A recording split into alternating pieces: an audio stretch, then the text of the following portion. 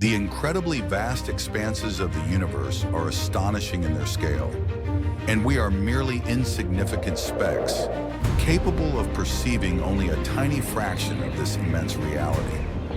General semantics is a discipline that opens our eyes to the nature of things, making our awareness of the world clearer. Imagine light moving at a speed of 300,000 kilometers per second, while our eyes can perceive only 70 meters per second. This means that we do not see reality, but only extract from it those parts that our senses can perceive. Let's take a look at the map. Why can't we find the building we need? Maybe because the map is not the territory? We are once again faced with the real, objective world and its interpretation on the map.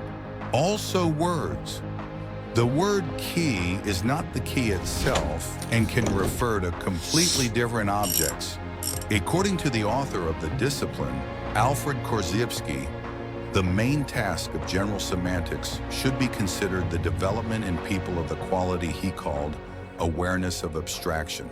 In other words, a conscious understanding that our interpretations, words, or maps are merely labels and cannot describe the real world as it actually is. General semantics consists of many tools, such as extensional skills, structural differential, logical fate, and others. This is not just a method of mindful perception of the world. It is a method of separating one's evaluations from observations, reevaluating opinions or judgments, and analyzing the actions of oneself and others. Write in the comments how you understood general semantics and why it is needed.